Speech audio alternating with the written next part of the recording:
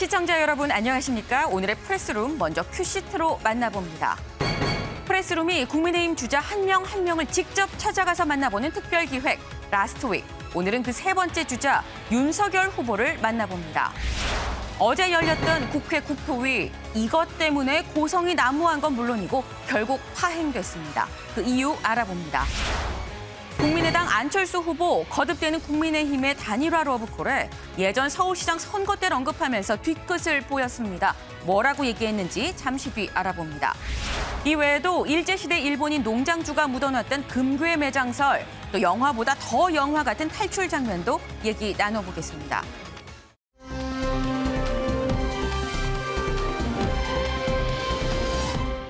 오늘은 바깥이 좀 흐린 것 같기도 하고 좀 뿌연 것 같기도 한데요. 미세먼지가 안 좋은 건지 이 김다영 캐스터 날씨 전해주시죠. 네, 오늘도 완연한 가을을 만끽하기 좋겠습니다. 오늘 전국 대부분 지역이 대체로 맑겠고요. 한낮 기온도 20도 안팎까지 오르며 온화하겠습니다. 다만 오후 한때 중서부 지역을 중심으로 하늘빛이 흐려지겠고요. 비가 살짝 지나는 곳이 있겠습니다.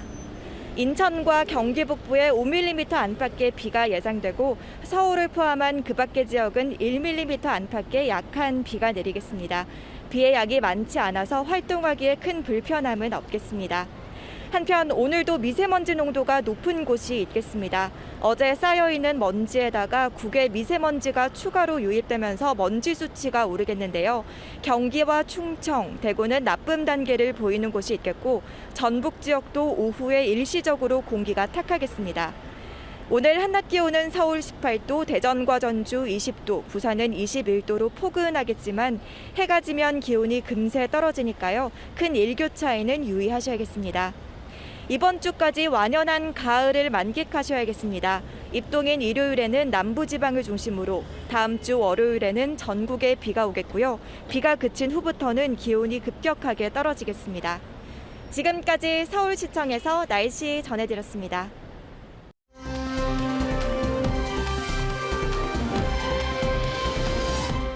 실탄 제압부터 보겠습니다.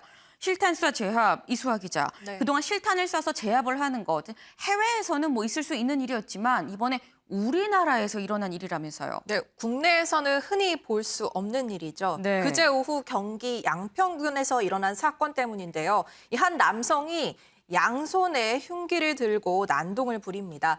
경찰이 신고를 받고 출동했는데 가까이 가니까는 계속 흉기를 휘두르면서 저항을 한 거죠.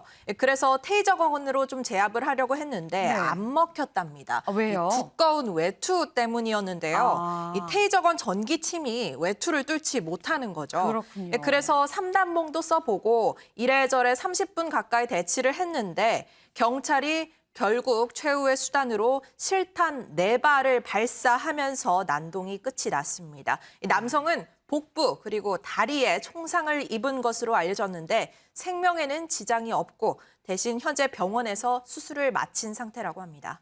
네, 아니 뭐 치명상을 입히지 않기 위해서 뭐 복부, 다리 이런 쪽으로 쏜 것 같다라는 일단 생각이 드는데 네. 저 현장에 있는 사람들은 또 얼마나 이 공포에 떨었을까 싶기도 합니다. 이 현장에서 이 모든 장면을 다 목격한 목격자 얘기 들어봤죠. 네, 일단 인근에 유치원, 태권도장 등 어린아이들이 많이 모이는 시설들이 네. 있었다고 합니다. 그래서 정말 위험했는데 저희 MBN에서 당시 상황을 목격한 태권도 학원 선생님을 인터뷰했습니다. 들어보시죠. 경찰분들이 갑자기 뛰어다니시면서 저기 있다라고 소리치면서 칼을 쏘자마자 막 쫓아다니고 있더라고요. 앞뒤로 왔다 갔다 뛰어다니면서. 그래서 저도 너무 놀래고 아이들도 놀랄까 봐 일단 아이들을 진정시키고 이제 보호하게 안전하게 막아놓고 그다음에 이제 끝끝내 이제 추격을 하시다가 저기 현장에서 이제 총소리와 함께 범인이 쓰러지고 그제서 이제 사건이 조금 그래도 완화가 됐구나. 그냥 가짜 총소리가 했는데 이제 한 총소리가 한 3-4발 정도 났거든요.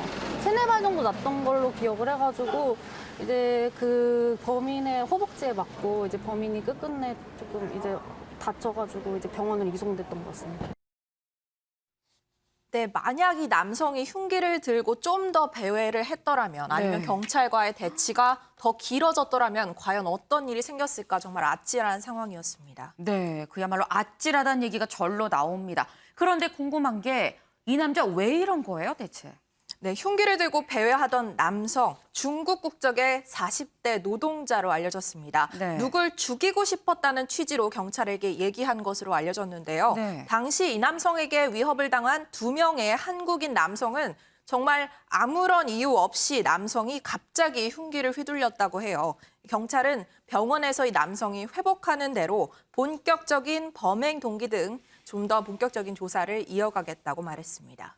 아직은 피해자가 이 다쳐서 회복하지 못한 상황이기 때문에 경찰 조사가 이루어지지 않은 그런 상황으로 보입니다. 소정섭 위원님. 네. 근데 보니까 물론 총기 사용 자체는 굉장히 엄격하게 좀 금지해야 될 수 있는, 제한해야 되는 걸 수도 있긴 합니다만 저런 상황 같으면 실탄을 쏘지 않을 수 없었던 상황 같아요. 그렇습니다. 상당히 위험할 수 있는 그런 상황. 특히 인근의 네. 학원이라든지 뭐 유치원, 이 어린아이들, 학생들이 있는 그런 시설들이 있는 곳이었기 때문에 자칫하면은 이게 또 큰 사고로 연결될 수 있는 그런 상황이었고 또 경찰관을 향해서 흉기를 휘두르는 그런 상황이었기 때문에 네. 경찰이 빠르게 적절한 대응을 했다. 이렇게 평가가 됩니다. 경찰이 이제 2019년부터 저런 상황에 대비한 매뉴얼을 만들었거든요. 네. 그래서 5가지 단계로 나눴습니다. 이 수능해서 잘 경찰관의 지시에 따를 경우, 아니면 좀 소극적인 저항을 할 경우, 또 적극적인 저항을 할 경우, 네. 아니면 어떤 폭력적인 공격을 할 경우, 또 아주 치명적인 공격을 할 경우 이렇게 5단계로 나눠서 거기에 맞는 이 대응을 경찰관들이 어떻게 해야 되는지 이런 매뉴얼을 만들었거든요. 네. 그런데 이제 치명적 공격, 그러니까 흉기나 둔기 등을 가지고 경찰관을 공격한다든지 이런 경우에는 뭐 3단봉은 물론이고 가스 분사기라든지 네. 나아가서 실탄까지 사용할 수 있도록 이렇게 돼 있습니다. 그런 매뉴얼에 따라서 경찰관이 대응을 한 것으로 보입니다. 단지 이제 이번에 좀 저는 의문스러웠던 것이 이제 테이저건의 문제인데 네. 이 테이저건이 보통 쏘게 되면 한 5, 6m 정도 범위 안에서는 저 침 2개가 나가서 꽂히면 네. 바로 이제 5만 볼트의 전류가 쫙 흐르면서 어휴. 순간적으로 이제 중추신경계가 마비가 되거든요. 네. 그러면서 이제 제압을 하게 되는 그런 장비이고 우리나라에 저기 이제 들어온 지 벌써 한 15년 정도 됐습니다. 그런데 이번에 보면 그게 먹히지가 않았잖아요. 그렇죠. 쐈는데 이 가죽 점퍼를 뚫지 못하고 그걸 막 뜯어내면서 오히려 경찰관을 향해서 흉기를 휘두르고 덤비는 상황이 됐단 말입니다. 그 상황에서 이제 실탄을 발사하게 됐는데 네. 그러니까 하나의 이 테이저건이 먹히지 않는 저 상황이 앞으로도 반복될 수도 있지 않을까. 그러니까 저 부분에 대한 무언가 새로운 좀 대응이 좀 있어야 될 것 같다. 저 정도 가죽 점퍼를 못 뚫는 정도면 직물의 경우에는 한 5cm까지 뚫을 수 있다라고 돼 있더라고요. 네. 그런데 가죽 점퍼를 못 뚫었다. 그렇다면 테이저건이 가죽 점퍼를 입은 저러한 어떤 흉악한 이 범인이 달려들었을 때 네. 그럼 앞으로도 계속해서 실탄을 쏴야 되는 상황이 될 수도 있는데 조금 더 테이저건의 성능이라든지 방법이라든지 기타 이런 부분에 대한 조금 더 정교한 어떤 매뉴얼 같은 것이 보완이 좀 필요하지 않나 하는 생각이 듭니다. 네. 일단 소정섭 위원께서는 일단 이 테이저건의 성능에 대해서 좀 의구심을 좀 나타냈습니다. 그러면서 이 테이저건이 안 되는 상황 자체가 좀 의아하긴 한데 이게 안 될 경우에 실탄으로 가기 전에 이 어떤 중간 단계가 좀 있어야 되는 거 아니냐 뭐 이런 말씀을 주셨습니다.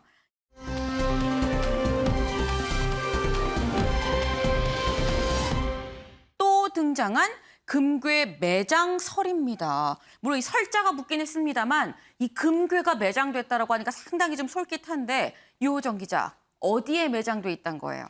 네, 전북입니다. 네. 이 얘기가 금괴 매장설이 처음 시작된 게 지난 3월부터인데요. 네. 이 건물이 일제강점기 당시 일본인 농장 사무실이었습니다. 그런데 2005년에 국가등록 문화재로 지정이 됐고요. 지금은 이 건물과 토지가 국가의 땅인데요. 그런데 이곳에 금괴가 2톤 가까이 묻혀 있고 2톤이나. 네, 맞습니다. 당시 일본인 농장주의 손주가 이 소유권을 주장한다. 네. 그리고 이 금괴를 발굴을 시도한다는 소문이 지역사회에 퍼지기 시작을 한 겁니다. 네. 그래서 당시에 광복회가 익산시에 여기에 금괴를 발굴해서 국고로 환수를 해야 된다라고 익산시에 얘기를 하는데 네. 익산시는 이미 이곳에 항일 독립기념관 조성 사업이 진행되고 있기 때문에 이 사업을 진행하는데 지장이 초래하기 때문에 발굴은 할 수 없다라면서 이 신청을 거부하거든요. 네. 그런데 이제 광복회가 이 거부 신청을 취소해달라고 전북행정심판위원회에 취소 청구 신청을 내는데 이 여부를 판단하는 과정에서 이 사무실 내부가 공개가 됩니다. 네. 그런데 이 내부에 계단 밑에 콘크리트가 깨져 있는 듯한 오, 모습이 공개가 되는데요. 광복회는 이를 두고 봐봐, 보면 이렇게 파헤치려 한 흔적이 있지 않느냐. 네, 도굴하려 한 거 아니냐? 뭐 네, 이런 거죠. 그렇습니다. 사전 탐사를 해야 하고 안에 무엇이 있는지 확인을 해야 한다라면서 다시 주장을 하고 나선 상황입니다. 네. 아니, 지금 얘기를 들어보니까 지금 광복회 그리고 이 지자체 익산시가 좀 얘기가 지금 충돌하고 있는 그런 상황인 건데 이런 상황에서 프레스룸은 직접 취재해 봅니다. 이호정 기자. 직접 취재해봤죠. 뭐라고 하던가요? 네, 그렇습니다. 익산시는 왜 사전 탐사가 안 된다고 하는지 그리고 광복회는 어떤 근거로 이런 발굴이 필요하다고 주장을 하는지 직접 들어봤는데요. 이 현장 목소리 듣고 오시겠습니다.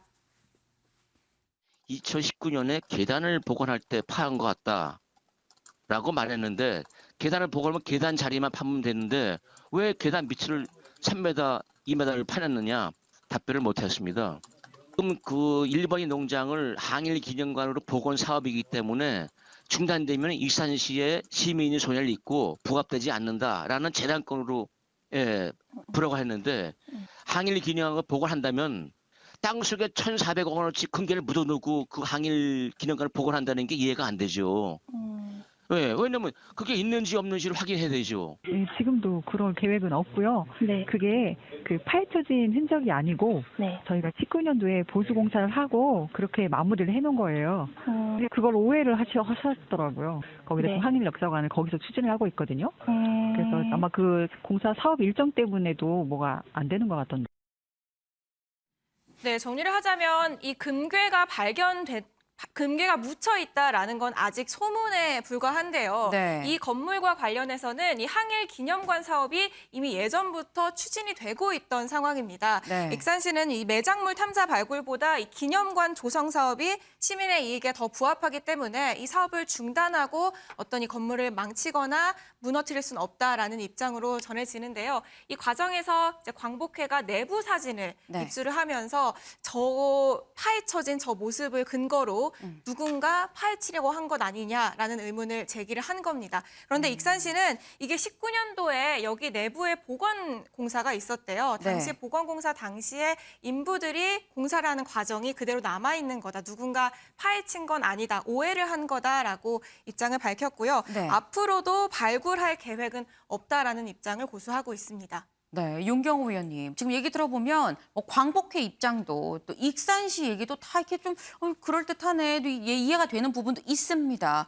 이럴 경우에 약간 솔로몬의 지혜가 좀 필요한 거 아닌가 싶은데. 제가 보기에는 익산시에 그냥 맡겨놓는 게 맞을 것 같습니다. 네.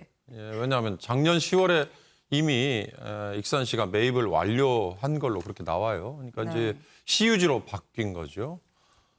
전라북도에 가면 군산에 특히 많고요. 익산에도 일부 남아 있는데 네. 표현은 적산가옥이라고 하지 않습니까? 일제 때 일본 사람들이 가지고 있던 또는 사용하던 건물이 아직까지도 그 형태가 여전히 유지가 되고 그게 계속 이어져 내려온.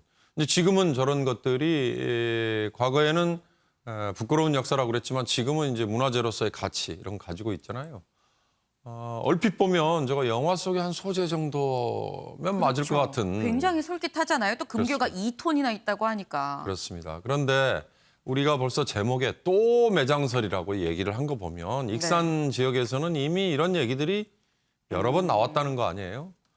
저는 걱정스러운 게 이 건물 말고 또 다른 건물에도 이런 얘기들을 갖다 붙여서 뭔가 얘기를 꾸미고 또 심지어는 사고 팔게 함으로써 뭔가 좀 상대를 속이는 이런 게 나올까 봐 저는 걱정이 좀 되는데요. 신안 앞바다로 대표되는 해저 유물 탐사 뭐 이런 거 가지고도 얼마나 많은 사람들이 속았습니까? 여기는 지금 익산시와 광복회라는 공적기관 그리고 자치단체가 개입이 돼 있는 문제인데 익산시에서 저렇게 정리를 했고 지금 항일 기념관으로 어찌됐든 복원 작업을 한다 그러니까 필요하면 뭐 바닥을 파보겠죠. 광복회 주장을 가만 보니까 저걸 이미 가져가 버렸다라고 하는 거에 대한 아쉬움을 혹시 표하는 건가 하는 저는 그런 생각도 해봤어요. 근데 그렇다면 정말 배 아프고 속만 상한 일인데 만약에 저게 밑에 있는 거라면 익산시가 보건 사업을 하다가 나중에 찾아내면 그 국고에 기속시키면 되는 거니까 광복회는 그냥 문제 제기를 한 정도에만 그치고 익산시에 맡겨놓는 게 좋을 것 같다 이런 생각이 듭니다. 네, 뭐 전폭적으로 이 익산시의 손을 들어준 윤경호 의원의 이 의견이었습니다.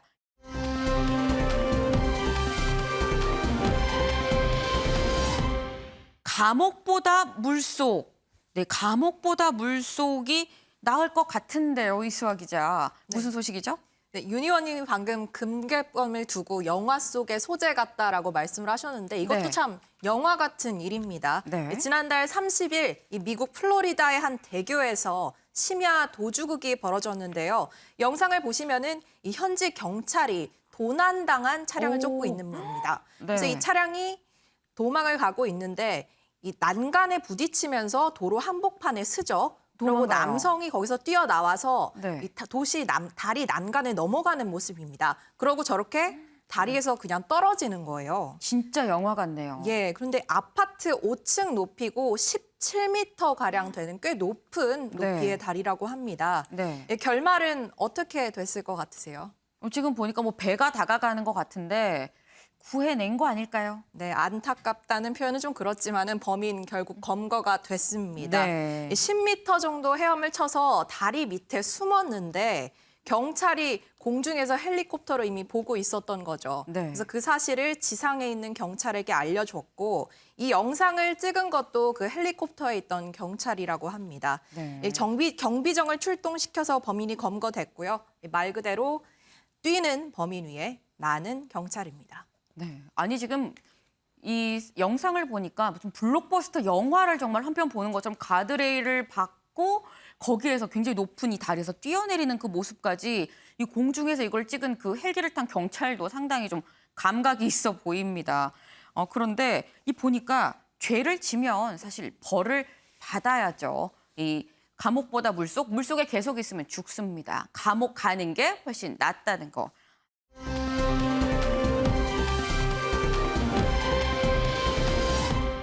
네, 내일 이 시간쯤이면 이재명 민주당 후보와 맞설 국민의힘의 대선 주자가 결정이 됩니다. 운명의 날을 앞두고 이 주자들 지금 어떤 심경일지 프레스룸 기자들이 특별기획 라스트 윅에서 직접 얘기를 들어보고 있는데요. 오늘은 그 세 번째 주자 윤석열 후보를 만나보겠습니다. 공정과 자유민주주의를 처음부터 제대로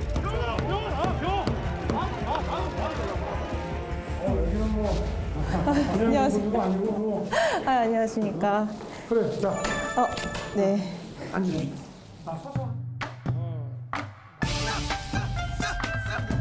가정이 제일 중요한 거죠. 매일매일 힘들기도 하고 배우는 것이 또 재밌기도 하고 책임질 거 있으면 확실하게 책임을 지는 것이 어떤 사람의 기본적인 그런 모습 잃지 않도록 꾸준히 노력하는 그런 사람입니다. 그리고 그런 사람이고 싶습니다.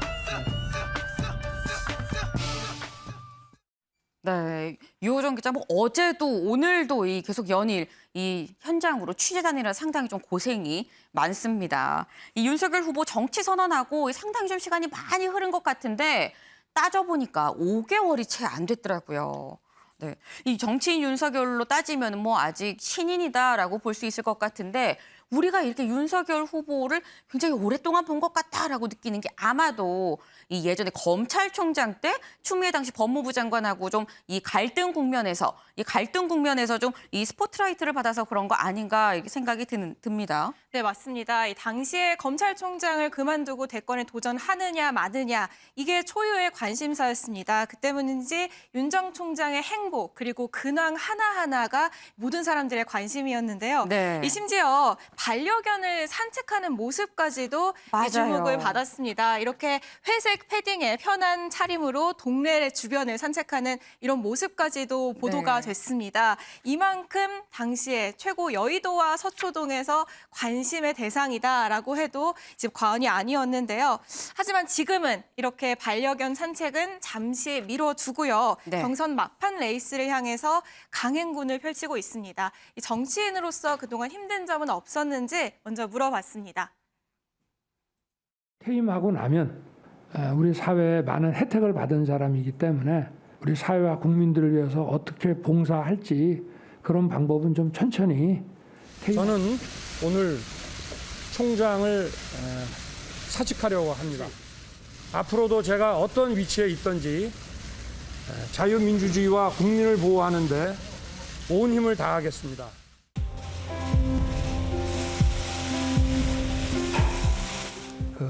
어떻게 하는 것이 가장 좋은지 좀 배우겠습니다. 듣고 배우겠습니다. 정치를 시작하고서 좀 힘든 점이 있었다면 무엇이 있을까요? 매일매일 힘들기도 하고 또 배우는 것이 또 재밌기도 하고 어찌됐든 새로운 일이니까 참 하나하나 쉬운 게 없었죠. 체력적으로 힘드시거나 이런 건 괜찮으신가요? 체력적으로는 그렇게 그동안 공직생활 할 때도 이렇게 푹 쉬면서 잠도 충분히 자면서 일해본 적은 별로 없다 보니까 그런 건 없는데 이제 모르는 분야니까 그리고 이제 사람들을 모르잖아요. 조금 더 같이 일하는 팀들을 여러 사람들의 의견을 들어서 좀 객관적인 시각에서 또 함께 일하게 되지 않았느냐 그런 장점도 있는 것 같고 근데 쉽지는 않았습니다. 네, 쉽진 않지만 그래도 딱히 힘든 것도 없었다 이렇게 얘기를 하는데 사실 그동안 윤석열 후보는 굉장히 좀 이런저런 논란들이 많았습니다. 그럼에도 불구하고 힘든 점은 없었다라고 이렇게 얘기를 하네요. 네, 그렇습니다. 윤석열 후보 MBN 토론회에 나왔을 때도 그동안 했던 말들 중에 주워 담고 싶은 말이 있느냐라는 질문에 이 네 후보 중에 유일하게 없다라고 답변을 했는데요. 그 이후로도 참 많은 일이 있었잖아요. 그래서 이 답변이 아직도 유효한지 물어봤습니다. 부정식품이다 그러면 아니 없는 사람은 그 아래 또 선택할 수 있게 더 싸게 먹을 수 있게 해줘야 된다 이거야. 혹시 직접 주택 청약 같은 거 이렇게 통장 만들어 보신 적 있습니까? 아니 저는 집이 없어서 만들어보진 못했습니다만 집이 없으면 만들어야죠. 오히려. 네. 전두환 대통령이 군사 쿠데타와 그 5.18만 빼면 그야말로 정치는 잘했다고 얘기하는 분들이 많습니다. 저는 되돌리고 싶은 게 없습니다. 왜냐하면 공인이 한번 뱉은 말은 그거는 주워 담을 수가 없고 책임을 져야 하는 거기 때문에 지난 MBN 토론회에서 이 주워 담고 싶은 말이 있는지라는 질문에 당시에 없다고 답변을 하셨습니다. 그 이후로도 좀 시간이 지났는데 지금도 그 마음 그대로이신지 궁금합니다. 정치인이든 어떤 공인이든지 간에 말을 한번 했으면은 주워 담을 수가 없는 거기 때문에 거기에 대해서 미련을 갖지 말고 책임질 거 있으면은 확실하게 책임을 지는 것이 제일 현명한 거다 하는 그런 차원에서 드린 말씀이라고 이해해 주시면 될 것 같네요. 그럼 지금도 변함은 없으신 걸로? 네, 그렇습니다. 네. 네, 내뱉은 말에 대해서는 이 후회 없이 책임을 지겠다 이런 취지로 지금 보입니다. 근데 윤석열 후보가 사실 말실수로 상당히 좀 곤혹스럽긴 했습니다만 최근에 보니까 또 예능에 나오기도 했더라고요. 한 예능에 나와서 그 배우 주현 씨죠. 야, 이 자식아 이렇게 하는 게 있는데 굉장히 똑같이 따라해서 또 놀랐어요. 네, 그렇습니다. 굉장히 친근한 모습을 보였는데요. 바로 네. 그 방송에서 다시 태어나면 대통령 되기 네. 혹은 지금의 아내와 결혼하기라는 질문도 받았었는데 네. 당시에 아내를 택해서 사랑꾼의 면모를 보이기도 했습니다. 이 사랑꾼이라고 하니까 또 생각이 나는데 이 한 유튜브 방송이었었나요? 거기서 이 아내분이랑 어떻게 만났는지 이제 본인이 직접 얘기를 하면서 약간의 부끄러움, 그러면서 숨길 수 없는 애정 이런 게 보였던 그 장면이 생각이 나는데 저희가 그 영상 준비했는데 같이 먼저 보고 오시죠. 제 처하고 제일 오래 만난 거죠. 그래서 이제 결혼까지 가게 된 거니까. 네. 그럼 지금 사모님의 어떤 점이 마음에 들어서 결혼을 하시게 됐습니까? 미술에 대한 얘기 이런 거를 좀 하다 보니까 이제 제 처가 보기에는 좀 기특했는 모양이에요. 이게 검사가 그냥 사람 감옥에만 넣는 줄 알았는데 그래서 좀 아마 저에 대한 인상이 조금 괜찮았지 않았나. 이제 제 처를 만나고 그때도 바빴어요. 그래서 뭐 데이트할 시간도 별로 없었는데 하여튼 주말에 시간 나면 뭐 이제 극장도 가고 뭐 공연도 보고 이렇게 하면서 제가 처음으로 문화생활이라는 걸 좀 한 거죠. 네, 좀 친근하고 다정한 모습을 어필하는 데는 성공을 한 것 같은데요. 네. 이 답변 이후로 실제로 아내 김건희 씨의 반응이 어땠는지 궁금하더라고요. 궁금합니다. 네, 그래서 직접 물어봤습니다. 아내와 다시 결혼하기라고 선택하셨죠, 맞죠? 네. 아내의 반응이 궁금한데요. 글쎄 우리 처는 그거 뭐 당연한 거 아니냐 이렇게 생각하던데 집에 가서 조금 반응 좋으셨나요? 뭐 나쁘지 않았습니다. 가정이 제일 중요한 거죠. 네. 이 아내 되는 분은 당연하다라고 이렇게 얘기를 생각을 했다고 하는데 뭐 어쨌거나 저도 뭐 누군가의 아내이다 보니까 이 아내 입장에서 봤을 땐 상당히 좀 현명한 대답을 했다라고 확실하게 말씀드릴 수 있을 것 같습니다. 그런데 이호정 기자, 사실 이 윤석열 후보 지금 보니까 이 인터뷰하는 모습에서 보니까 이 쩍벌 논란이 윤석열 후보 있었는데 이게 좀 상당 부분 고쳐진 게 아닌가 싶기도 합니다. 네, 그렇습니다. 윤석열 후보 처음 정치 시작했을 때 아무래도 이 정책적인 부분에 대한 언급이 좀 덜했고 이런 행보나 행동 하나하나가 지적의 대상이었는데요. 그랬었죠. 막 시작했을 때 보시는 것처럼 다리를 좀 벌리고 앉는 이런 쩍벌 태도가 논란이었습니다. 그래서 그때 윤 후보가 당시 SNS에 네. 좀 재치 있게 셀프 디스를 하는 이런 글을 맞아요. 올리기도 했습니다. 네. 반려견이 이렇게 다리를 벌리고 있는 사진을 올리면서 네. 이런 얘기를 했었죠. 앞으로 매일 0.1cm씩 줄이기. 이러면서 본인이 좀 고쳐나가겠다라는 의지를 재치 있게 얘기를 했었는데요. 네. 제가 실제로 보니까 조금 조심을 하는 듯한 모습이었습니다. 논란이 일 때는 정말 신경을 쓰지 않았다면 네. 최근에는 조금 어디서든 좀 신경을 쓰는 모습인데요. 좀 그러네요. 좋아지고 있는 모습을 실제로 볼 수 있었습니다. 네, 이게 보니까 이 각도가 일단 좀 달라 보입니다. 상당히 좀 많이 나아졌다라는 이런 생각이 드는데 이 쩍벌 말고도 이 태도랑 관련해서 얘기가 나왔었던 게 이 도리도리입니다. 이 앞을 보면서 계속 도리도리 해갖고 이게 또 논란이었었는데 그때 도리도리 윤이라는 별명까지 있었잖아요.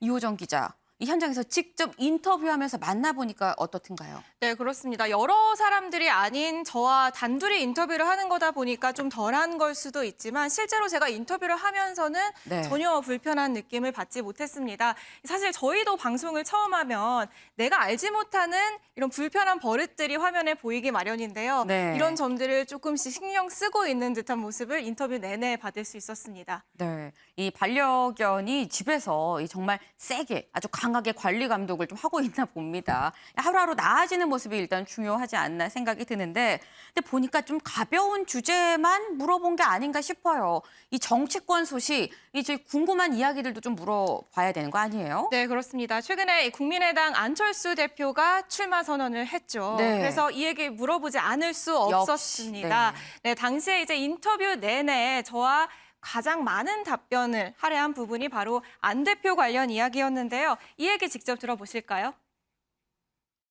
윤석열 후보 같은 경우는 재료는 좋지만 아직 덜 익은 술, 그리고 홍준표 후보께서는 익은 술이지만 뭔가 마시기가 염려가 되는 술, 그리고 이재명 후보는 익었지만 상한 술, 그리고 저 같은 경우는 잘 익었지만 아직은 향기가 조금 부족한, 그래서 국민의 여론이 저는 향기라고 생각합니다. 뭐 안 대표님하고는 오래전부터 이렇게 뭐 자주는 아니어도 서로 직접 또는 뭐 간접적으로 소통을 해오는 관계이고 또 안 대표님도 공당의 대표이시기 때문에 뭐 대선에 그 출마 의사를 밝히는 거는 전혀 그 문제되거나 어색할 일이 아니고 저는 우리 안 대표께서 그래도 한국 정치 발전에 많은 기여를 해오셨고 특히 또 지난번에 서울시장에 이제 후보로 나서시면서 또 단일화를 하고 또 결과에 승복해서 이렇게 하신 것 자체가 굉장히 의미 있는 일이라고 생각을 하고 서로 힘을 합치면은 충분히 정권 교체를 할 수 있다고 생각하고 있습니다.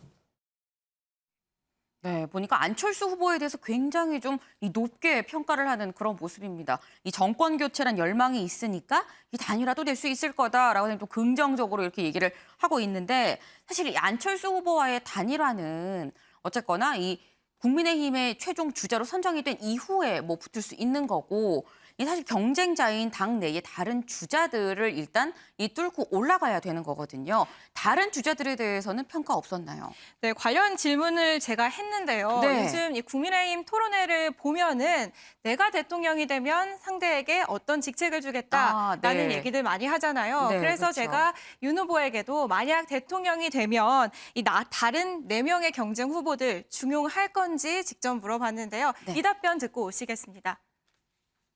경제 성장을 다시 일으키는 그런 대통령이 돼서 경제부총리 하면 안 되겠습니까? 제가 대통령이 되면 예. 우리 홍 후보님을 법무부 장관으로 할까 싶은데 어떻습니까? 저는 법무부 장관 시켜주면 좋죠. 예.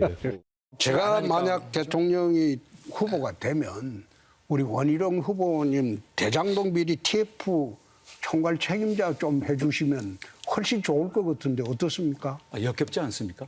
아니요. 역겹다고 하셨던데. 옛날에는 역겨웠죠. 아니, 며칠 전에 페이스북에. 토론회에서 후보들끼리 이제 뭐 장난 반 농담 반으로 법무부 장관 하시죠. 그건 뭐 경제부총리를 해주시죠. 이런 얘기를 하시더라고요. 이제 후보님이 만약에 이제 대통령이 되면 지금 새 후보를 중용하실 생각이신지. 글쎄 저는 그런 거는 정말 나중에 본인이 대통령이 되고 그 인수위에서 신중하게 검토할 사안이지 그 토론하면서 국민들 앞에서 그렇게 쉽게 얘기할 그런 문제는 좀 아니지 않는가. 우리 국민의힘의 경선에 나오신 대부분의 후보님들은 다 대단한 분들입니다. 그래서 국정을 함께 해나가는데 다 소중한 분들이고 법조인 출신이나 꼭 법무장관 해야 되는 건 아니고 다양하게 국정을 함께 할 수 있는 분들이라고 생각합니다. 네. 아니 윤석열 후보 얘기를 들어보니까 말을 좀 굉장히 조심조심하게 한다라는 느낌이 듭니다. 어땠어요? 네, 그렇습니다. 전반적으로 그랬지만요. 이 다른 후보 인터뷰할 때도 마찬가지인데 이 네. 인선 문제와 관련해서는 이 상대방의 의사도 중요하기 때문에 네. 모두들 답변을 아끼는 모습이었고요.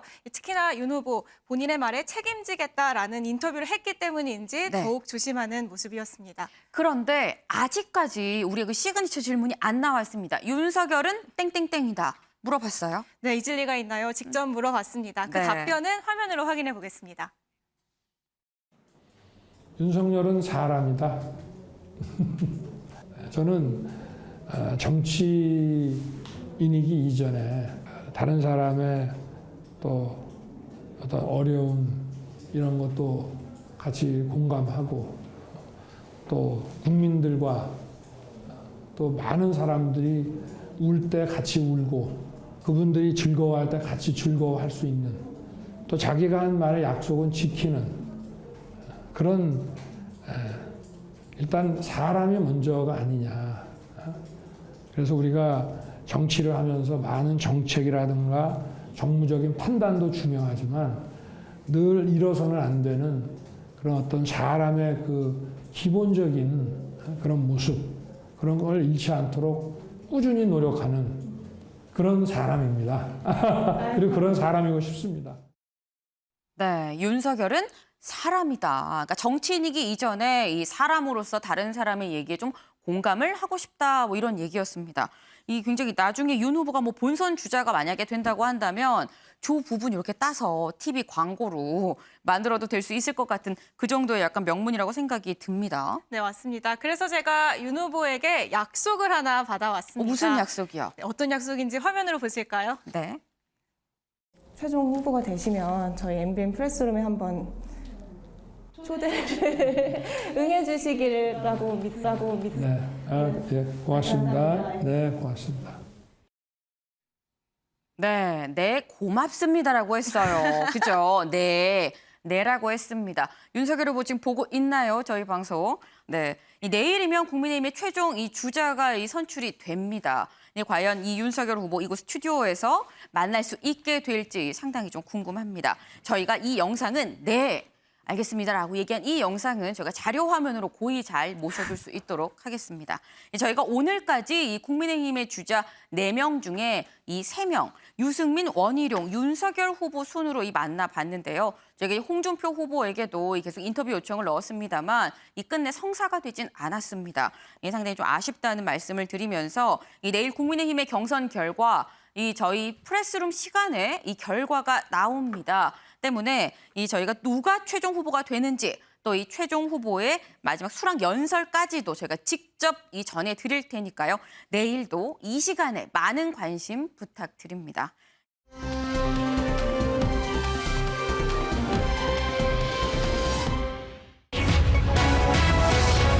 또다시 대똥이 등장, 개치워라 국토위 발칵입니다. 그야말로 정말 어제 발칵이었습니다.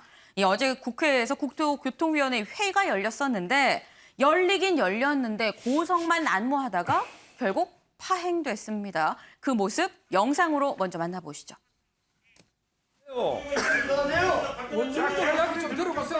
아니 대똥이를 제가 대똥이를 가져온 사연을 이거 왜 대똥이가 이제 왔는지 들어가요. 뭐 하는 거야 지금? 아니 이게 코미디잖아 이게. 아니 국민의 소리가 왜 이렇게 국회를 예능장으로 만들고 있어 아주 그냥.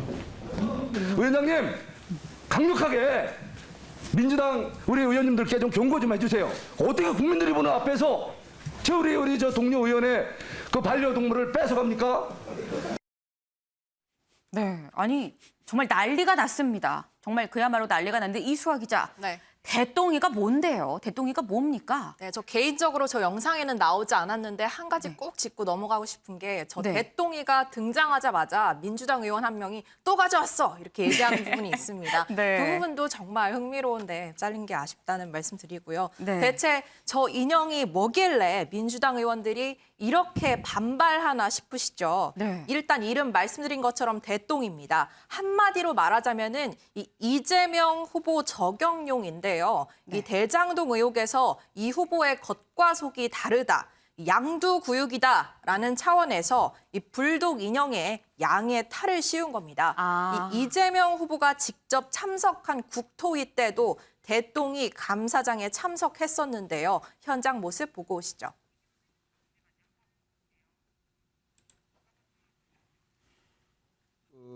잠깐만요. 이번에 여당 마이크 빼세요. 쇼하고 있어? 시끄러워 죽겠어 아주. 50분에 계속하도록 하겠습니다. 국정감사 정리합니다. 민주당 의원들께서 왜 항의하셨는지 조금 이해가 좀 저는 안 됩니다. 그게 본인들 말씀인 것 같아서 그랬어요. 저는 양의 탈을 쓴 일이 양두구육.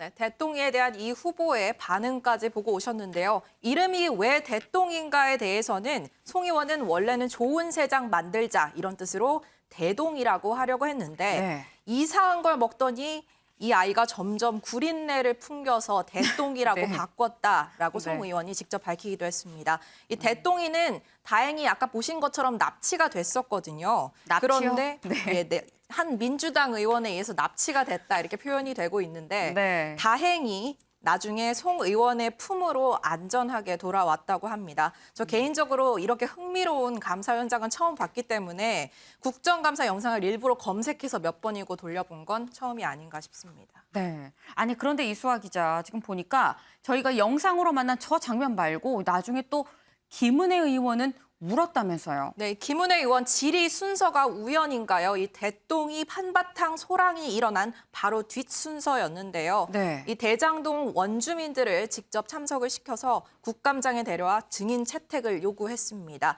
이분들의 고충을 언급하면서 눈물을 보인 건데 현장 다시 보고 오시죠. 뒤에 계신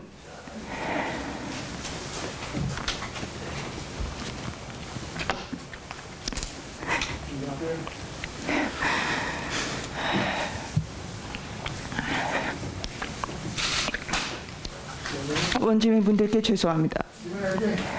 듣도 보도 못한 사람들이 들어와서 수천억, 1조의 로또를 거머쥔 채 자신들의 배를 두드리고 있는 이 비현실적인 슬픔 또한 여러분들이 감내하고 있는 거 잘 압니다. 네, 김은혜 의원 또 지역구가 분당이거든요. 네. 그렇다 보니 이 대장동 의혹이 벌어지는 중심인 만큼 관련 TF 특위 활동도 활발하게 하고 있거든요. 이 후보가 지난달 20일 직접 국토위 감사에 나왔을 때도 초과 이익 환수 조항을 보고받았냐 이 여부를 두고 이 후보와 입씨름을 하기로 했습니다. 네.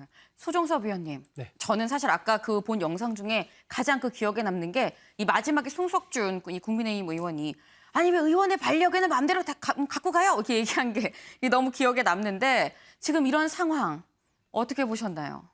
이게 보통 국정감사 할 때 이제 이 소품과 관련된 이 부분이 뭐 한두 건은 늘 발생을 하죠. 네. 과거에 2018년에도 그 김진태 의원이 벵갈 고양이 데리고 와가지고 또 동물 학대 논란이 그때 일었었고 2019년에는 이용주 의원이 그 리얼도를 또 국감장에 이렇게 가지고 오는 바람에 또 여러 가지 논란이 있었고 그 전에는 뭐 구렁이, 뉴트리아 등등등 해서 하나씩 이 실물을 등장시키면서 여러 가지 논란이 일고 했는데 이번에는 어쨌든 대장동 개발 특혜 의혹과 관련해서 송석준 의원이 벌써 한 4차례 아마 이번이 4차례 정도 해당이 되는 것 같습니다. 이 대똥이라는 인형을 가지고 네.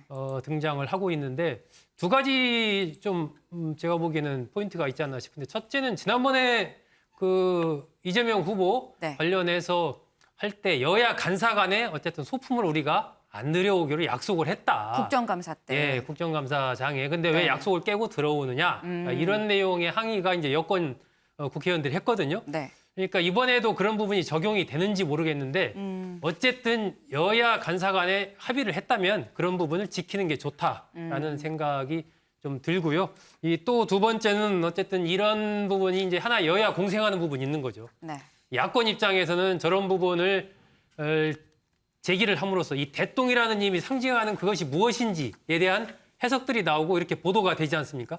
그 자체가 대장동 개발 특혜 의혹과 관련된 이슈를 다시 한번 환기시키는 야권으로서는 그런 효과를 거두고 있는 것이고 여권으로서는 저게 등장함으로써 국정감사 자체가 파행으로 그냥 끝나버리거든요. 맞아요. 이어지지를 못하고. 네. 그러니까 그러한 공세의 장을 피하는 이런 효과들도 이제 거두는 여야 공생적인 효과가 있다라고 보여지는데 국민들 입장에서 보기에는 어쨌든 국정감사라는 것이 그래 정책 질의, 이 날카로운 그런 것들을 통해서 어떤 잘못된 부분을 비판을 하고 개선을 이끌어내고 이런 것이 원래의 의미인데 네. 저런 소품으로 인해서 여야 간의 갈등이 일어나고 파행으로 흐르는 그 자체는 뭐 여든 야든 전부 비판할 수밖에 없는 것이 또 국민의 시각이 아닌가 하는 생각이 듭니다.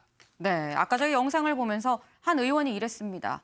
이게 코미디야! 라고 얘기를 했는데 이 보시는 시청자 그리고 국민 여러분들 아마 다 이 코미디다, 웬만한 시트콤보다 재밌다라고 아마 생각을 할 것 같습니다. 근데 여야 의원들이 이렇게 싸운 이유 바로 이 대장동 사건 때문인 건데 이 대장동 사건 관련해서 어제 저희가 방송에서 전해드리길 화천대유의 대주주 이 김만배 씨 그리고 이 남욱 변호사, 정민용 변호사의 구속 여부가 이 결정이 된다, 곧 결정이 된다라고 말씀을 드렸는데 밤사이에 결정이 났습니다. 이 김만배 씨 그리고 남욱 변호사 구속이 되고 정민용 변호사는 이 구속영장이 기각이 됐습니다. 그러니까 구속되지 않은 그런 건데 유호정 기자, 왜 두 사람은 구속이 되고 왜 정민용 변호사는 구속이 안 된 겁니까? 네, 법원의 판단은 범죄 혐의가 소명이 되고 증거인멸 우려가 있다라면서 구속영장 발부 이유를 설명을 했습니다. 네. 다만 정민용 변호사의 기각 사유에 대해서는 도망이나 증거인멸의 염려가 없다라고 했는데요. 네. 그러니까 혐의 소명 문제가 아닌 이런 도망이나 증거인멸 여부에 따라서 이렇게 판단이 엇갈린 것으로 보입니다. 이 검찰이 김만배 씨와 남 변호사가 이 대질신문 과정에서 어떻게 보면 말 맞추기를 하는 듯한 정황을 발견했다라면서 이 내용을 법원에 제시를 했는데 네. 이 같은 주장이 두 사람의 영장 발부에 영향을 미친 것으로 보이고요. 이 대장동 4인방 가운데 이 정영학 회계사를 뺀 3명이 구속이 되면서 앞으로 이 관련 수사는 속도를 낼 것으로 보입니다. 그런데 이 새로운 정황이 하나 나왔더라고요. 보니까 이 유동규 전 본부장이 집을 압수수색할 때 이 휴대전화를 창밖으로 던졌다라는 건 모두가 다 이제 알고 있는 사실인데 창밖으로 휴대전화를 던지기 직전에 통화한 사람이 누구다라고 이게 나왔던데요. 네, 그렇습니다. 이 당시 통화 기록을 분석해 본 결과 유 전 네. 본부장이 이재명 대선 후보의 최측근인 정진상 비서실 이 네. 부실장과 통화를 했다는 사실이 확인이 됐습니다. 이 통화 시간은 5분 정도, 그리고 전화는 정 실장이 먼저 했다는데요. 이 보도가 나오자 이 정 부실장도 입장문을 내고 이 통화 사실은 인정을 했습니다. 당시의 녹취록이 언론에 보도가 되고 있는데 평소 알고 있던 유 전 본부장의 모습과 너무 달라서 직접 확인이 필요하다고 판단했다라며 이 통화를 한 이유를 설명을 했고요. 네. 본인이 얘기하기로는 잘못이 있다면 감추지 말고 충실히 수사에 임할 것을 당부해달라라는 얘기를 전했다라고 설명을 했습니다. 그러면서 이게 대통령 선거를 앞두고 있는 엄중한 상황에서 사법당국이 수사 내용을 언론에 흘려서 흠집 내려는 행태에 대해 강력 경고한다라고 밝혔거든요. 네. 마치 수사기관이 이 내용을 흘린 것처럼 이렇게 얘기를 했는데 이에 대해서 중앙지검도 마치 검찰이 언론에 알렸다는 취지와 오해에 대해서 검찰은 관련해서 어떤 내용도 언론에 알려준 사실이 없다라고 밝혔습니다. 그렇군요. 어떤 것도 알려준 사실이 없다라고 얘기를 했다고 하는데요. 윤경호 위원님. 지금 보니까 뭐 이재명 후보의 최측근이랑 유동규 전 본부장이 막판에 만약에 통화를 어쨌거나 했다고 한다면 결국은 이 검찰의 칼날 이재명 후보를 향할 수밖에 없는 거 아니냐라는 생각이 듭니다. 모두의 관심은 다 그거 아니겠어요? 그러나 유동규 지금 구속이 돼 있는 유동규 본부장 이미 재판 단계에 들어갔죠. 거기에 대한 공소장에서도 배임 여부에 대해서 뭐 넣었다가 다시 뺐다가 뭐 규모를 줄였다가 뭐 이런 것 다 이재명 당시 성남시장과의 관계에 대해서 어떻게 설정을 할 거냐, 지시를 뭐 받았느냐, 아니면 네. 보고가 다 됐느냐, 뭐 이런 거니까 이 정진상 비서실 부실장이죠, 정확한 직책은 여기에 역할과 존재도 결국은 이재명 당시 성남시장 그리고 지금 대통령 후보까지 된 이재명 후보에게 정진상 실장이라는 이 참모 중에 한 사람이 과연 보고를 했느냐 안 했느냐. 끊임없이 아마 논란의 여지가 있을 거예요. 국정감사 중에도 어느 의원이 집요하게 묻지 않았습니까? 뭐 보고를 받았느냐? 그랬더니 처음에는 받지 않았다 그랬다가 나중에 기억이 없다 이렇게 이재명 당시 경기도지사가 말을 바꿨던 기억이 있습니다. 그런 식으로 굉장히 이게 민감한 사안이에요. 앞으로 아마 끊임없이 이거는 당사자들은 계속 차단을 할 거고 나는 관계가 없다. 실질적으로 지시도 한 적도 없다. 보고받은 적 없다라고 얘기를 할 거고 의혹을 제기하는 쪽은 그럴 리가 없다. 정황상 이건 네. 있을 수 없는 일이다라고 아마 계속 공격을 하지 않을까 싶은데요. 참 아이러니입니다. 이 고발사주 의혹이라는 윤석열 지금 국민의힘 선두주자라고 얘기됐던 그 윤석열 후보도 고발사주 의혹에 비슷한 처지에 지금 빠져 있는 거고요. 이재명 이쪽에 더불어민주당의 지금 확정된 후보도 이렇게 비슷한 처지에 빠져 있고 그래서 아마 이런 것들이 지금 국민 모두가 굉장히 곤혹스러워하는 상황 아닌가 싶습니다. 네, 지금 윤경호 의원께서 말씀해 주시길 참 아이러니하다라고 얘기를 하셨는데 이재명 후보의 아킬레스건이 이 대장동 사건이다라고 얘기를 한다면 윤석열 후보의 아킬레스건은 결국 고발사주 의혹이 될 수 있을 것 같습니다. 그런데 이 고발사주 의혹이랑 관련해서 어제 김웅 의원이 이 검찰의 소환조사를 받았는데요. 이수아 기자, 이 소환조사 받고 나가면서 이 김웅 의원 이 뭐라고 얘기했다면서요? 네, 김웅 의원 12시간 넘는 고강도 조사를 받았는데요. 직접 어떤 얘기했는지 듣고 오시죠. 공수처가 만들어지게 되면 윤석열 수사처가 될 것이라고 말씀을 드린 적이 있습니다. 실제로 그렇게 되고 있고요. 윤석열이 지시를 했다랄지 그 사람과 협의를 했다는 내용은 전혀 없지 않습니까? 고발 사주라는 것은 제가 보기에는 실체가 전혀 없는 겁니다. 그 고발장은 누구한테 받으신 거예요? 그거는 지금 제가 몇 번이나 누차 이야기를 드렸습니다마는 그때 당시에 제가 받았던 많은 제보와 마찬가지로 제보자와 그리고 그 경위에 대해서는 제가 정확하게 기억을 하지 못합니다. 전체적으로 다 보고 나서 상당히 뭐 악마의 편집이 좀 있었구나라는 좀 느낌이 들었었고. 네, 오전 10시쯤 아주 날이 밝을 때 들어갔다가 깜깜해진 저녁에 나온 모습 보시고 오셨는데요. 이 고발 사주 의혹이 실체가 없다 발언하고 조사를 받았는데 이 조사 중에 조성은 씨가 제보한 녹취록을 전부 본 것으로 보입니다. 본인이 직접 읽어봤더니 악마의 편집이다 라면서 날을 세웠고요. 이 녹취록에서 또 주목을 받았던 부분이 이 저희가 고발장을 보내드리겠다. 저희가 대체 누구냐, 그 정체에 대해서 관심이 많았거든요. 네. 여기에 대해서는 김웅 의원 전혀 기억나지 않는다고 공수처에서도 일관된 답변을 내놓은 것으로 알려졌습니다. 네. 아니 근데 아까 그 김웅 의원이 하는 얘기를 보니까 이 고발 사주가 얼마나 허무맹랑한지 이 상식 있는 사람이라면 이해하게 될 거다라고 이렇게 주장을 했습니다. 그런데 이 김남국 의원은 좀 생각이 다른 것 같아요. 이 고발 사주 의혹이 허무맹랑하다고 생각하지 않는 것 같다고 보이는 게 이 김웅 의원이 쓴 책이죠. 이 검사 내전을 쓰레기통에 버렸다면서요. 네, 김웅 의원 지난 2018년에 검사 내전이라는 책을 낸 적이 있는데요. 네. 이 김웅 의원이 형사 검사로 근무하면서 겪은 일들을 쓴 건데 10만 부가 넘게 팔리면서 모 종편 드라마로 만들어질 만큼 인기가 좋았습니다.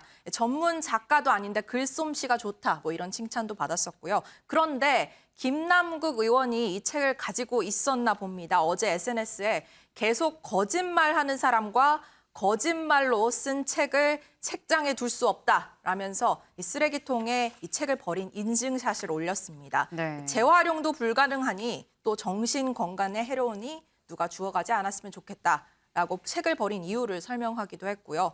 이 김웅 의원의 공수처 출석 발언이 이 책을 본인이 가지고 있었구나라는 사실을 깨우치게 한 건 아닐까 싶습니다. 네, 아니 지금 뭐 버린 걸 보니까 일단 사긴 샀었나 봅니다. 그런데 뭐 이건 재활용도 안 되고 매립용으로 버려야 된다라고 이렇게 얘기를 하고 있는데 이호정 기자, 이 고발 사주 의혹 관련해서 민주당이 어쨌거나 국민의힘을 이렇게 공격을 하고 있는가 하면 또 국민의당 안철수 후보는 이 또 다른 걸로 국민의힘을 지금 공격을 하고 있는 것 같아요. 어제 안철수 대표 유튜브 나와서 얘기한 걸 좀 보니까 작심하고 말한 것 같다라는 이런 생각이 들더라고요. 네, 그렇습니다.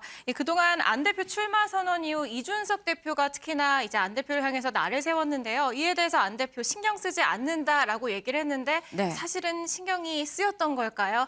국민의힘과 관련해서 좀 비판의 말을 실제로 유튜브에서 얘기를 했는데요. 이 발언 듣고 오시죠.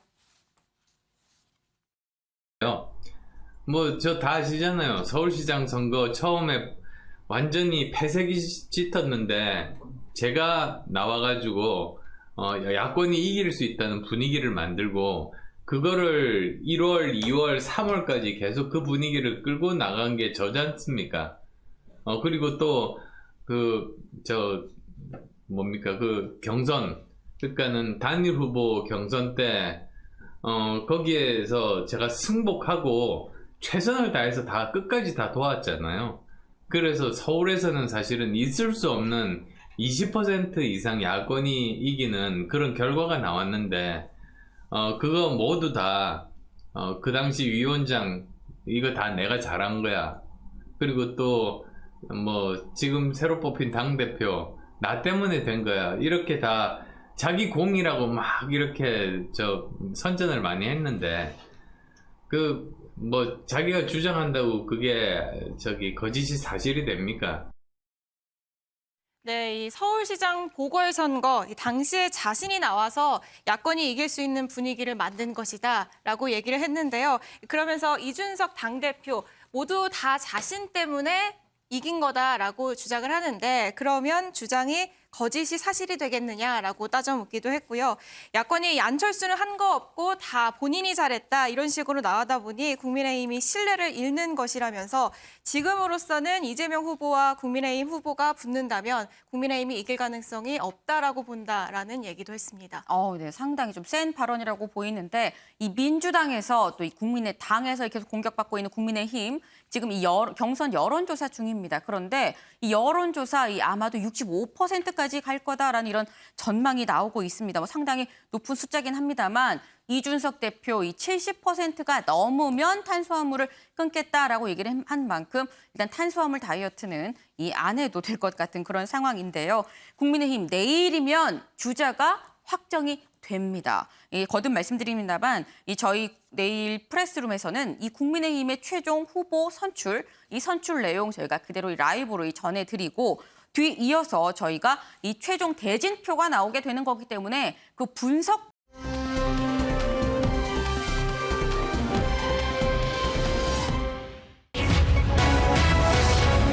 확 끄는데 한마디에 이재명 성 감수성 논란입니다.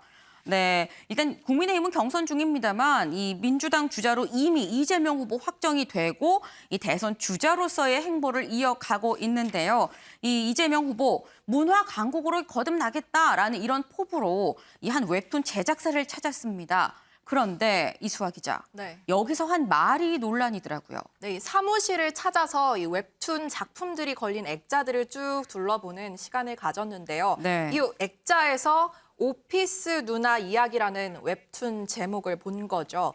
이 후보가 여기서 오피스 누나 제목이 확 끄는데요 라고 얘기를 한 것으로 전해지고 있습니다. 여기에 그 웹툰 회사 관계자가 성인물은 아닙니다. 나름 농담조로 얘기를 하면서 이 후보가 웃었다는 건데요. 여기에 대해서 성감수성이 부족한 것 아니냐, 대선 주자인데 이런 지적이 나오고 있는 겁니다. 여기에 또 부연 설명을 좀 드리자면은 이 후보 방문 현장을 2개 언론사가 대표로 취재를 갔습니다. 원래 기자들은 현장이 너무 복잡하다 싶으면은 몇 개 언론사만 취재를 가고 나머지는 취재 내용을 전달받는 식으로 취재를 하고 있거든요. 그런데 이때 따라갔던 일부 기자들이 이 후보의 발언을 화끈한데라고 들은 기자들도 있고 그렇게 들릴 수도 있겠네요. 또 다른 기자들은 확 끄는데 이렇게 두 가지 버전을 들으면서 논란이 더 커진 거죠. 이 민주당은 당초 2가지 발언 모두 합해서 보도자료를 뿌리면서 기자단에게 취재 정보를 알려줬는데 이후 이 화끈한데 발언이 논란이 되면서 보도자료를 다시 배포하기도 했습니다. 아니 그런데 이 관계자가 뭐 성인물이 아닙니다라고 얘기를 하고 이재명 후보가 여기에 웃었다라고 얘기를 하는 거 보니까 어쨌거나 성인물이 약간 염두에 있는 상태에서 얘기를 했었던 것 같긴 합니다. 이 야당에서 상당히 공격을 할 수 있는 문제 같아요. 너나 할 것 없이 비판을 이어갔는데요. 이 국민의힘은 이재명의 화끈다 발언에 국민의 얼굴이 화끈거린다. 그리고 국민의당에선 뭐 눈에는 뭐만 보인다 얘기를 하면서 다소 과격한 표현까지 나왔습니다. 이 원희룡 캠프 측도 도대체 어떤 뇌구조면 이렇게 낯뜨거운 발언이 튀어나올 수 있냐고 논평을 내기도 했고요. 이 오피스 누나가 무상 연애를 떠올리게 했냐. 이건 전여옥 전 새누리당 의원이 거둔 내용이기도 합니다. 어떻게 보면 이 배우 김부선 씨와 그리고 이 후보의 스캔들을 비유적으로 말한 한 거겠죠. 그러면서 윤석열 후보가 만약 이 발언을 했다면 한 방에 갔을 거다라고 덧붙이기도 했습니다. 이재명 후보 뒤늦게 해명을 내놨는데요. 후보가 선전성이 있는 게 아니냐, 문제 제기를 직접 한 것이다. 라고 뒤늦게 해명을 내놨습니다. 이재명 후보가 직접 이것은 좀 선정적이지 않습니까? 라고 문제를 제기한 거다. 이런 입장인 거군요. 그런데요, 이 소종섭 위원님. 지금 얘기를 보니까 뭐 문제를 제기한 거다라고 얘기를 했습니다. 근데 하지만 이 논란이 지금 일파만파 커지고 있는 이런 상황이거든요. 근데 이재명 후보가 며칠 전에 2030 이 여성들을 만나면서 뭐 같이 넷볼 경기를 할까요? 이 여성들이 주로 하는 이 경기인 건데 이것도 가장 좀 이렇게 스킨십을 좀 많이 했었던 기억이 나는데 이 발언이 본인의 취지는 그렇지 않았다고 해도 지금 약간 곡해해서 왜곡돼서 지금 얘기가 나오면서 이게 되게 물거품으로 가는 거 아닌가 이런 생각이 듭니다. 그렇습니다. 악재입니다. 이재명 후보로서는 어쨌든 2030 세대로의 어떤 접점을 자꾸 가져가려고 하는 게 최근에 전략적인 포인트 중에 하나였고 특히나 여성들과 관련해서 이 페미니스트로서의 어떤 그런 이미지 이런 것들을 주면서 좀 친근하게 많이 다가가려고 하는 그래서 뭐 이 농구장 같은 데 갔을 때도 뭐 이재명 후보 이렇게 하지 말고 그냥 이재명 이렇게 부르고 뭐 공을 덧내주는 이런 게 더 낫지 않겠느냐라고까지 얘기할 정도로 그런 노력을 했는데 이번 이 제목과 관련된 이 확 끄는데 이 부분이 사실관계와 관련 없이 이것이 이제 이미지가 중첩되는 부분들이 있거든요. 그동안에 이제 이재명 후보의 이른바 형수 욕설 파문이라든지 또 김부선 씨와의 스캔들 의혹이라든지 이러한 쭉 하나의 맥락 속에서 사람들이 이 부분을 같이 이제 넣어서 해석을 하는 거죠. 이미지적으로. 네. 그렇기 때문에 이재명 후보로서는 상당히 좀 뼈아픈 그런 부분이 아닌가 싶고 뭐 전에는 윤석열 후보와 관련해서 말실수가 많이 보도가 됐는데 최근에는 하여튼 이재명 후보가 막 의혹을 보이면서 여기저기 정책적인 의제들도 많이 던지고 현장도 많이 가고 그러고 있는데 그러다 보니까 좀 다듬어지지 않은 이런 부분들이 그대로 좀 노출되는 상황이 아닌가 싶어서 이재명 후보도 윤석열 후보와 마찬가지로 조금 더 어떤 캠프라든지 여러 가지 현장 갔을 때 메시지 관리라든지 이런 부분에서 이제 집권 여당의 후보가 된 상황이기 때문에 조금 더 좀 그런 부분을 조심스러운 여러 가지를 살펴서 메시지를 좀 내야 되지 않을까 하는 생각이 듭니다. 네, 이 본인의 원래 발언 취지가 좀 왜곡돼서 전달이 됐다고 해도 어쨌거나 이 현장의 어떤 메시지 관리적인 측면에 있어서는 좀 신경을 쓸 필요가 있을 것 같다라는 말씀을 주셨습니다. 그런데 이재명 후보 이 밖에선 이렇게 좀 몸매를 맡고 있습니다만 내부, 그러니까 이른바 집토끼 단속엔 지금 팔을 걷어붙인 그런 모습입니다. 유호정 기자, 이재명 후보가 유시민 전 이 노무현 재단 이사장이 하고 있는 유튜브 채널 알릴레오에 나왔다면서요. 네, 맞습니다. 지난달 30일 알릴레오 북스의 촬영을 이미 마친 것으로 확인이 됐습니다. 네. 다만 양측은 책 관련 이야기만 했을 뿐 정치 현안에 대한 얘기는 없었다라면서 확대 해석을 경계했는데요. 이번 출연도 이 알릴레오 측이 이 후보에게 도서 추천을 요청해서 성사하게 된 것이다라는 설명을 덧붙였습니다. 유시민 전 이사장 최근에 노무현 재단 이사장의 임기를 마치고 퇴임을 했는데요. 네. 이 때문에 당시 정치권 일각에서는 내년 이 대선 과정에 어떤 역할을 할 것이다. 선거 등판설이 또 나왔습니다. 하지만 유 전 이사장의 입장은 아니라는 입장이었습니다. 재단 홈페이지에 직접 글을 올렸는데요. 선거에 나갈 일도 공무원이 되는 일도 다시는 없다, 할 뜻이 없다라고 밝혔고요. 제 몫의 책임을 질 의사가 없으면서 어찌 선거 캠프에 나가겠느냐며 일축하는 이야기도 있었습니다. 네, 책 이야기만 했다라고 하긴 합니다만 어쨌거나 이 유시민 전 이사장의 유튜브에 같이 이게 등장을 했다는 것 자체가 어떤 하나의 메시지가 되지 않을까 하는 생각도 듭니다.